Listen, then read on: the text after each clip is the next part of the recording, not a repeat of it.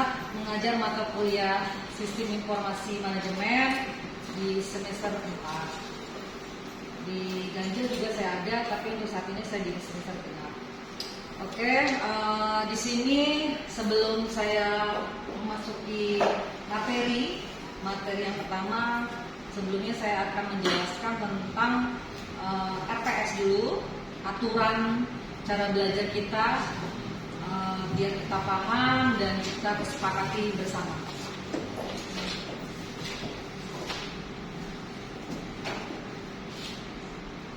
Di sini saya akan menjelaskan sedikit deskripsi mata kuliah Sistem Informasi Manajemen di semester 4. Jadi mata kuliah ini merupakan mata kuliah wajib di dalam program jurusan administrasi jenjang S1. Lalu di sini saya berharap mahasiswa memahami apa itu tentang sistem informasi di dalam suatu pemerintahan. Lalu tidak jauh beda dalam sistem informasi keberadaan teknologi. Jadi ada sangkut pautnya teknologi, sistem informasi dan teknologi. Lalu kalian juga akan memahami tentang komunikasi dalam sistem dunia pemerintahan. Lalu di sini kalian juga akan dapat mengelola sumber daya informasi atau aset pemerintah. Lalu kalian juga bisa mengimplementasikan SIM. Dan juga kalian bisa mengetahui jaringan infrastruktur SIM pemerintah serta internet yang mendukungnya. Lalu pelaksanaan kuliah di sini saya bentuknya ceramah dan tanya jawab. Jadi saya memberikan materi sekitar berapa menit, lalu kita akan tanya jawab sharing. Ini akan dilakukan menggunakan whiteboard atau papan tulis seperti ini, atau juga proyektor atau infocus. Lalu kita juga akan membuat kegiatan diskusi dan juga saya akan memberikan kalian tugas. Nanti tugasnya akan saya jabarkan. Lalu saya juga materi yang akan saya jelaskan di sini itu ada referensinya. Berikut di sini ada referensi dari Mickwell Raymond dengan judul bukunya Sistem Informasi Manajemen Jilid 1 dan sebagainya, masih banyak lagi. Di sini ada silabus sama seperti yang saya jelaskan di atas, yaitu tentang identifikasi mata kuliah, yaitu sistem informasi dengan kode ADP 222, itu 3 SKS, lalu administrasi publik. Di sini tujuan dari perkuliahan kita sama yang tadi yang sudah saya jelaskan secara tidak langsung, yaitu memahami tentang sistem informasi pemerintah dan memahami tentang filosofi sistem informasi manajemen pemerintah, lalu sampai mampu mengimplementasikan SIM pemerintah. Berikut ini ada deskripsinya yang saya jelaskan tadi. Lalu di sini ada pendekatan pembelajaran. Pendekatan pembelajaran itu maksudnya cara saya mengajar atau metode saya mengajar. Yang pertama tadi yang saya bilang tadi metodenya otomatis ceramah atau memberi materi dari saya dan tanya jawab, lalu diskusi dan pemecahan masalah. Lalu tugas itu ada membuat makalah atau penyajian atau PowerPoint, atau juga nanti kalian akan membuat video tentang SIM, itu tentang dunia pemerintahan, akan diunggah di YouTube. Medianya juga tetap infocus dan papan tulis. Evaluasi saya itu adalah kehadiran presentasi, yang kedua tugas, lalu yang ketiga itu ada presentasi diskusi atau per kelompok bisa, lalu ada UTS, dan yang pasti terakhir UAS. Berikut ini adalah perhitungan nilai akhir saya.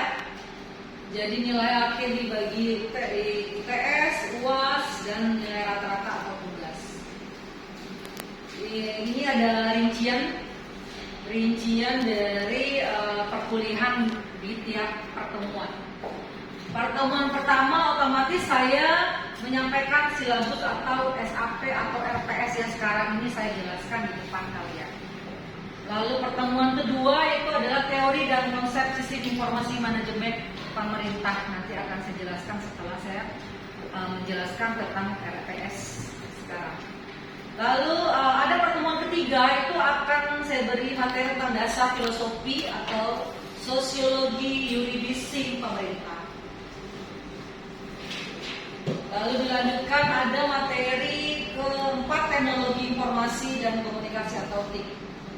Yang kelima pengelolaan sumber daya informasi atau aset daerah. Lalu yang keenam peran budaya organisasi dan TIK. 7 peran knowledge management. Ke-8 UTS. UTS itu maksudnya mereview lagi materi-materi yang sudah saya kasih. Apakah kalian mencapai dengan baik? Apakah kalian ada yang tidak paham? Itulah kita gunakan dengan UTS. Tapi sebelum UTS pasti kita ada kuis. Kuis itu biasanya saya lakukan di pertemuan ke-5 atau ke-4. Oke, selanjutnya pertemuan 9 dan 10 jaringan infrastruktur. Lalu ada internet, komunikasi informasi, pembuatan keputusan atau modul-modul aplikasi. Dan yang ke-15 ada interoperabilitas SIM pemerintah. Dan yang terakhir kita ujian akhir UAS. Dan di sini ada penjelasan tentang daftar buku referensi yang saya buat. Dan di sini ada satuan acara perkuliahan.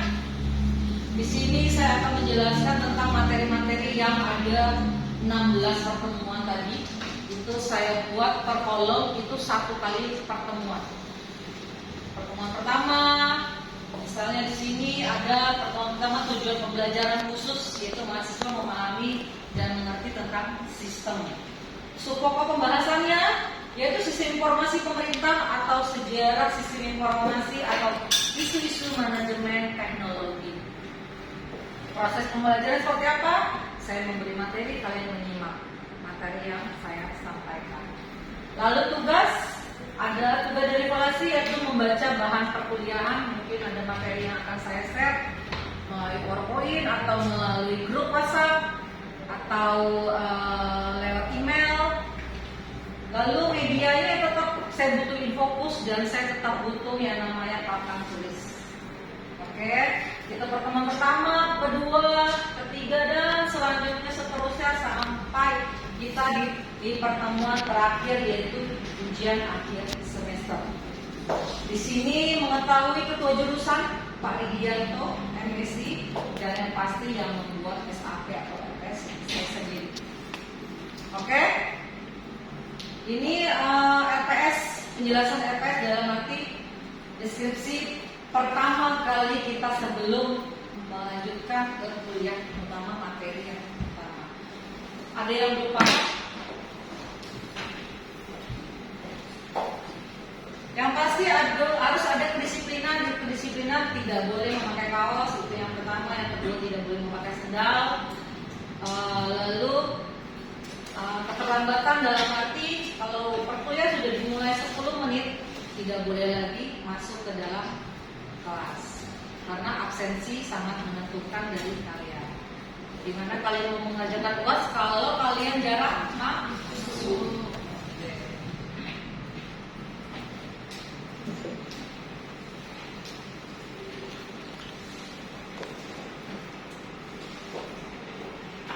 Oke, setelah tadi saya menjelaskan tentang RPS, di sini kita akan mulai memasuki materi yang pertama. Itu apa sih itu sistem informasi atau konsep dari dasar sistem informasi? Ada yang tahu sistem itu apa? Ada yang tahu sistem itu apa? Ada yang tahu sistem itu apa?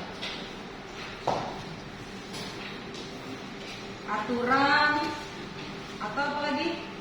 Informasi komponen apa lagi? lagi? Elemen. Elemen boleh. Apa lagi? Sistem.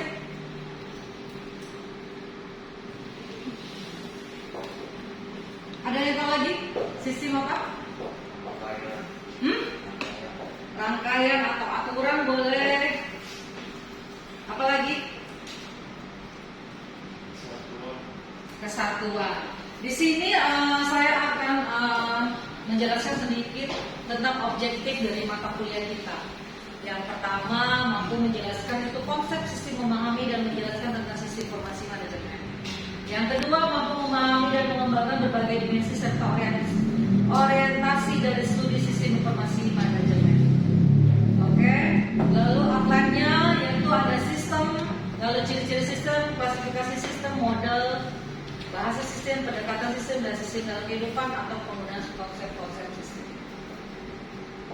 Pretest. Jadi menurut saudara, apa sih itu sistem informasi manajemen? Ada yang tahu?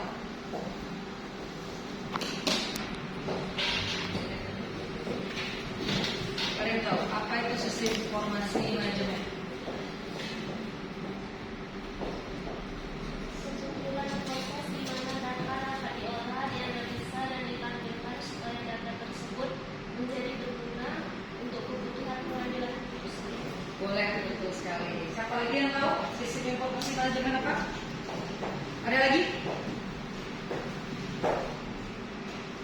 Ada lagi? Cukup? Ada yang tahu? Apakah ada yang bisa memberikan contoh aplikasi sistem? Sampai tahu? Aplikasi sistem. Contoh dari aplikasi sistem. Sistem informasi manajemen. Kalau di bank tuh pakai sistem informasi manajemen nggak? Kalau di bank pakai sistem informasi nggak? Pakai nggak? Pakai. Jadi apa? Sistem informasi manajemen atau sistem informasi keuangan. Oke. Kalau di pemerintah apa? Pemerintah apa? Sistem informasi pemerintah. Contohnya apa? Sistem informasi pemerintah nggak tahu contohnya?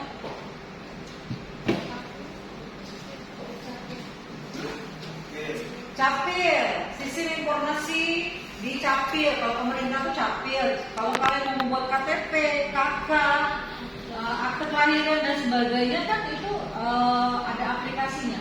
Membutuhkan aplikasi berarti butuh sistem informasi. Sistem informasi dapatnya dari mana? Data dari masyarakat. Data masyarakat apa? Diolah. Data masyarakat itu diolah yang akhirnya jadi output. Outputnya apa? Setelah proses outputnya apa? Jelas hasilnya KTP, hasilnya akte kelahiran, hasilnya KK dan lain sebagainya.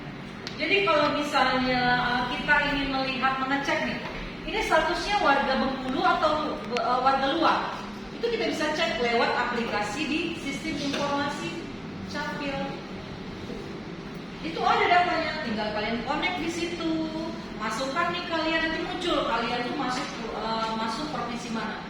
Misalnya masuk provinsi di Bengkulu Utara atau misalnya di Lampung atau di Palembang, itu akan nyaut. Kalian di sini kalau memproses segala sesuatu, kalau masih berhubungan ektp itu misalnya masih punya provinsi luar, itu tidak akan kalian bisa digunakan di kota yang kalian tempati sekarang. Misalnya seperti itu, minta surat pindah dari Capil. Kalau mau buat akte kelahiran syaratnya apa? Surat keterangan lahir. Kalau mau buat KK apa syaratnya? Surat berdomisil. Apalagi? Ada lagi nggak? Kalau pemerintahan juga otomatis ada sistem informasi. Sistem informasinya apa? Keuangan. Kalau tidak ada keuangan, misalnya nih ada di Pemda. Pemda itu mereka ada sistemnya, ada sistem informasinya yang akan dipakai untuk mengelola keuangan daerah. Paham? Oke. ketiga, apakah ada yang tahu langkah yang harus dipersiapkan dalam SIM? Itu tadi. Yang pertama apa? Otomatis data dong. Setelah ada data baru proses. Sudah proses baru output hasil yang di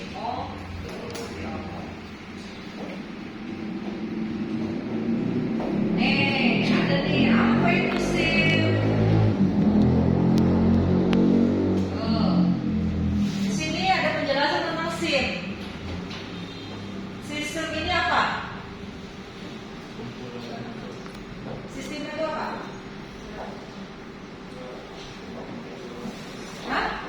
Suatu kumpulan unsur Satu kumpulan elemen tolak ukur untuk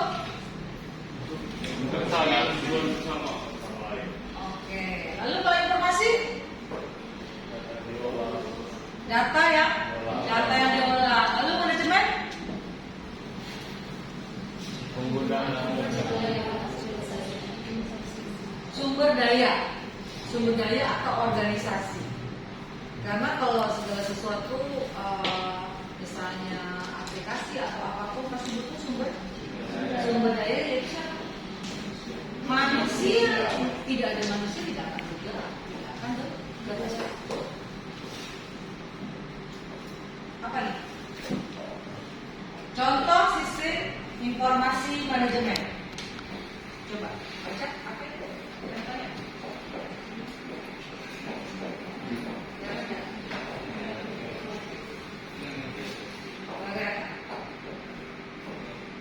Di sini contoh SIM. Contoh SIM di sini ada apa ini? Saya juga nggak baca ya. Anaknya ada di sini.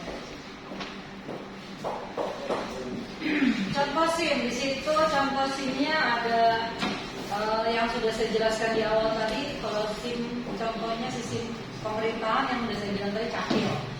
Jadi di sini hanya sebagian contoh yang di luar dari yang kita sebutkan tadi. Di sini ada langkah awal membangun SIM. Langkah awalnya ada 3. Apa aja? 1. Tahap persiapan. Lalu ketiga. Oke, jadi tahap pertama persiapan itu ada di yang kayak di sini. Lalu ada tahap perancangan sistem. Lalu di sini ada juga perangkat sistem dan pengelolaan data. Berarti dalam arti tahap persiapan itu sama aja seperti apa sih datanya yang mau kita masukkan, yang mau kita olah data dulu. Itulah yang namanya tahap persiapan. Proses itu ya tahap perancangan sistem. Apa prosesnya? Kita mau buat kemana? Mau buat KKK, mau buat akte kelahiran kah, mau buat KTP kah, atau mau buat buku nikah dan lain sebagainya. Setelah proses dirancang baru dapat outputnya, diolah, ketemulah dari hasil.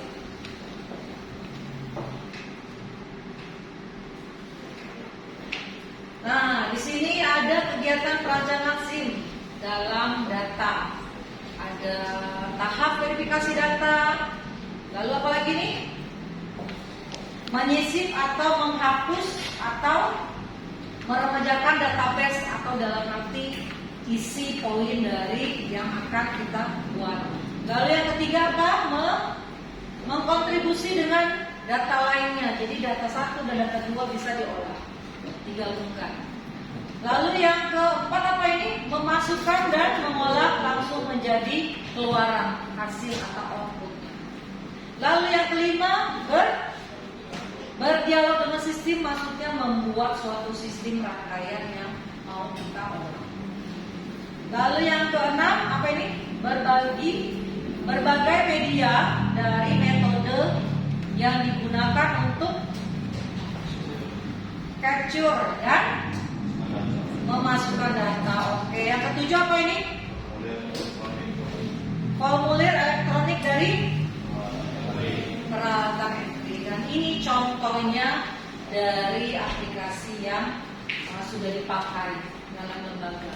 Ini ada aplikasi SIM Desa. Sudah pernah dengar SIM Desa? Belum. Nah, KKN belum? Nanti nunggu KKN. Ada kedua ini ada siap online. Siap online ini apa?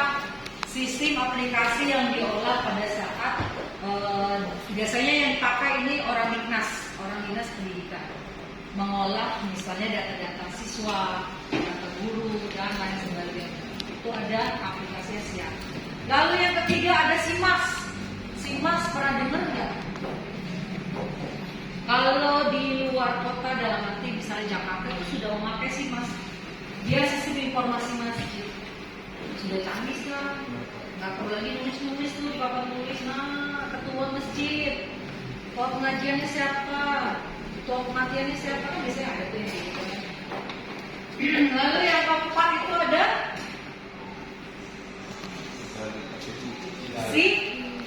Sidali, itu maksudnya KPU.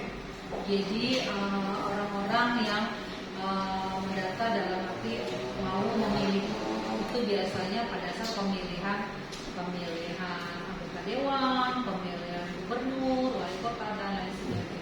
Itu ada di KPU. Lalu di sini ada SIM RS. Sudah pernah dengar? SIM RS itu sistem informasi dalam suatu rumah sakit. Jadi suatu rumah sakit kalau nggak ada suatu sistemnya, itu tidak akan terkelola dengan baik. Mereka bakal benar. Dan nggak mungkin juga data-data pasien itu masih manual karena mereka sudah ada sistemnya. Sebut aja nama kamu siapa, misalnya Rudi Pak. Rudi pasiennya tahun ini kamu masuk, tanggal sekian kamu masuk, kamu riwayat penyakitnya ini bla bla bla. Itu sudah terdetek semua. Itulah namanya sistem informasi. Lalu yang ketujuh aplikasi ISSN. Ini nih untuk para dosen atau pendidik yang untuk membuat jurnal, penelitian, pengabdian, itu dia harus ada ber-ISSN. Karena kalau tidak ada kode itu dia tidak diakui.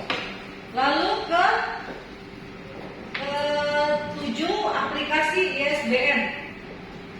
ISBN, apa itu ISBN? Perpustakaan sekarang sudah canggih, tidak perlu lagi kamu nanya, Bu, buku SIM di mana ya? Kalau nggak salah di pojok situ deh. Karena itu masih sistem manual. Kalau sekarang mau nyari buku apa? SIM. Pengarangnya siapa? Bla bla bla bla, selesai. Ketik muncul, oh di blok itu urutan nomor 2 bagian bawah. Ya nanti muncul sih, ada nomornya, nomor registrasinya sekian. Ya muncul sih. Jadi sekarang sudah canggih. Tidak ada lagi yang namanya manual, mencatat terus sampai capek. Oke. Nah di sini yang saya bilangnya tadi SIM desa. Nanti kalau KKN kalian ada menemukan yang namanya SIM desa. Kalau ketemu dengan SIM desa, maksudnya yang sudah menggunakan ini, berarti desanya sudah canggih. Ada juga yang desa yang tidak menggunakan ini, dia masih manual. Itu berarti kelola keuangannya kurang. Paham maksudnya? Lalu di sini sistem informasi pendidikan layanan online. Ini untuk sekolah. Dalam arti ada webnya, ada layanan lainnya dan sebagainya. Dan data-data guru atau murid sebelum ini akan ada terdetek di sini.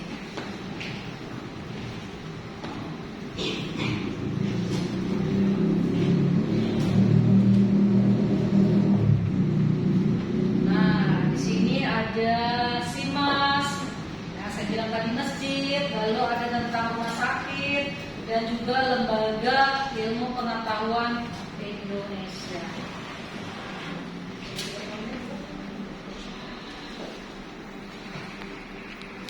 Lalu di sini ada manfaat sistem informasi manajemen. Apa saja sih manfaatnya? Kalau menurut kalian penggunaan sistem yang sudah teknologi sekarang ini apa manfaatnya untuk kalian? Menurut kalian sistem informasi ini berjalan dengan lancar dan sudah digunakan oleh lembaga-lembaga, itu akan mempermudah kalian tidak? Iya. Mempermudah kalian. Enak gak sekarang? Enak. Semua tinggal ngetik muncul. Tidak susah lagi kalau yang namanya kalian buka dulu buku, buka dulu data yang lama, urutan tahun berapa, urutan tanggal berapa. Oh begitu, ada selemari penuh itu tuh data-data semua. Tapi kalau tidak diolah dengan suatu sistem, itu kerjanya akan lama. Yang pasti mempermudah dan mempercepat. Oke. Ada yang mau tanya? Ada yang bertanya? Segera. Paham? Nanti saya nanya. Sudah paham? Benar? Oke. Di sini ada tugas untuk kalian. Tidak usah dikumpulkan di Google Classroom, tapi di lewat grup WhatsApp. Jadi di sini ada tugas ada 5. Yang pertama, bukan 5, 4 ini salahnya di sini. Yang pertama, jelaskan maksud dari sistem informasi untuk pengendalian operasional. Nanti saya akan share di grup. Silakan kalian baca dan kalian kelola dan jawab, kalian kumpulkan. Oke. Nanti saya bagi per kelompok per 3 orang untuk mengerjakan ini. Saya kasih waktu selama 2 hari. Oke. Lalu di sini juga ada soal berikan satu contoh peran sistem dan keunggulan strateginya. Lalu jelaskan keterkaitannya. Lalu apa saja yang termasuk dari sekumpulan sistem informasi mandiri. Ini tugas untuk kalian. Oke. Ada yang belum paham? Sudah cukup? Cukup. Oke. Untuk saat ini hari ini pertemuan yang pertama saya sudahi. Semoga ilmu yang saya berikan bermanfaat dan kita ketemu lagi di season